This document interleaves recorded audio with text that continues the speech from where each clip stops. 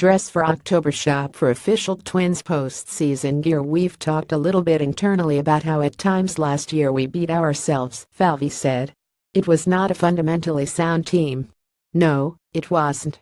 But now it has become the only team to ever lose 100 games one season, 103 actually, and go to the postseason the next. It's fair to say that Molitor did his part to reward Falvey and general manager Thad Levine for not cleaning house immediately and bringing in their own manager. Like six-time All-Star Joe Mauer, Molitor has been the perfect steady presence, encouraging but also demanding to convince the young Twins their 26-19 start could be sustained over the long season. A.J. Hinch and Terry Francona would also be worthy winners, but I'm going to give Molitor my American League Manager of the Year award vote. But Molitor could only win because longtime GM Terry Ryan and the Twins' excellent scouting staff kept doing a good job after 2010, when the franchise won the last of 6 AL Central titles during a remarkable 9-year run. Imagine how powerful the Angels might have been in the Mike Trout, Albert Pujols era if their scouting and player development staffs had delivered talent in bunches. That's the way it has been done in Minnesota, thanks to scouts like Vern Followell, Deron Johnson and Larry Corrigan, who always get to the ballpark early and stayed late. We mention the Angels here because there is a lesson in the Twins clinching at the same time that Trout's halos were eliminated.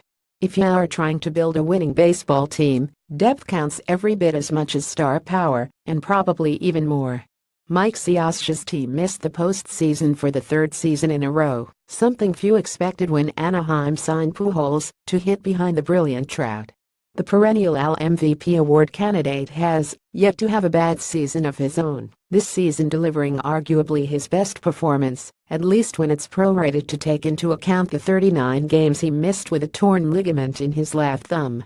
Postseason berth twice as nice for Twins, but even with Trout and shortstop Andrelton Simmons among MLB's WAR leaders, and with Justin Upton being acquired at the non-waiver trade deadline, the Angels could never get more than 5 games above .500 and are in danger of posting their 3rd losing season in the last 5 years. With emerging power and bat skills adding to his defensive skills, Simmons is going to find his way onto some AL MVP award ballots this year. His WAR is 7.2, which is even higher than Trout's 6.3 in a season, when Trout is leading the league in both on-base percentage and slugging. You can argue the math that places Simmons ahead of Trout, but probably not that both of them have done more than the most productive Twin. Using the same WAR metric, that's 23-year-old center fielder Byron Buxton 5.3, who might have excelled before now if we hadn't proclaimed him the next Trout. But consider the orderly succession of win-sabba replacement contributions from the Twins. Brian Dozier is second to Buxton at 3.8, with Mauer at 3.2, Miguel Sano at 2.6, Jason Castro at 2.3, Max Kepler at 2.0, Jorge Polanco at 2.0, Eddie Rosario at 1.6 and Eduardo Escobar at 1.0. Now here's the top-down list of Angels contributors: Simmons 7.2, Trout 6.3, Martin Maldonado 1.9, Cole Calhoun 1.9 and Cameron Maybin 1.8, and he was traded to clear room for Upton. Yankees' most likely Twins WC opponent Molitor had 9 position players who were worth at least 1 win above replacement this year. That's 3 more than he had in 2016, and 4 more than Cioscia had this season. Carrying the inventory of productive players down to those worth at least half of a win over replacement level, the difference is even bigger.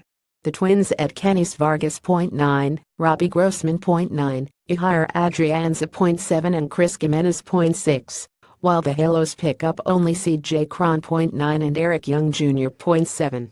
That's a 137 disparity in productive players. You know that expression about how a great player can put a team on his shoulders and carry it. That's true, but one player isn't going to carry a mediocre team very far. Through no failing of his own, Trout has experienced that once again. Phil Rogers is a columnist for MLB.com. This story was not subject to the approval of Major League Baseball or its clubs.